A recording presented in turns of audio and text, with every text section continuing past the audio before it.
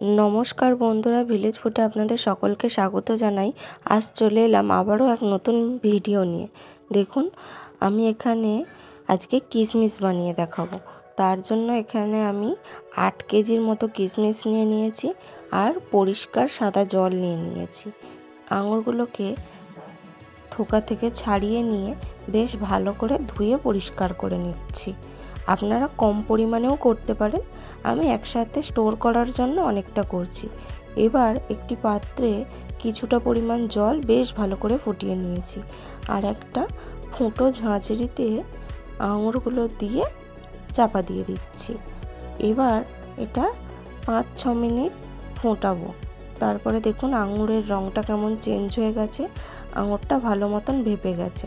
এবার এই আঙুরগুলো আমি বেশ কড়া রোদে মিলে দেব।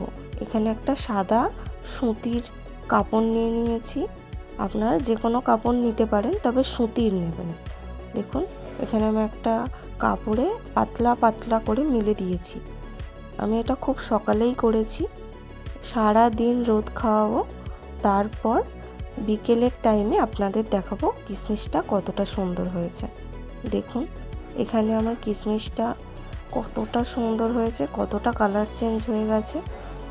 এটা আরও একটু শুকাতে বাকি আছে, তাই আজকে আমি আপাতত তুলে নিয়েছি, আবার কালকে রোদে দেব। দেখুন কিশমিশগুলো পুরো শুকনো খটখটে হয়ে গেছে। এবার যখন রান্না করবেন এগুলো জলে ভিজিয়ে রান্না করবেন। আমার এটা 2 দিন ধরে হয়েছে বলে কালারটা একটু কালো হয়ে গেছে। আপনারা এক রোদে শুকানোর চেষ্টা করবেন, যেদিন ভালো রোদ হবে সেদিনে দেবেন। আপনারাও বাড়িতে বানিয়ে দেখুন, আপনাদেরটা কেমন হয় জানাতে ভুলবেন না। যাওয়ার আগে একটি লাইক করে দেবেন। ইউটিউব থেকে দেখে থাকলে চ্যানেলটি সাবস্ক্রাইব করে দেবেন, ফেসবুক থেকে দেখলে পেজটি ফলো করে দেবেন। আজকের মতো এখানেই শেষ করলাম, দেখা হবে নতুন কোনো ভিডিও নিয়ে।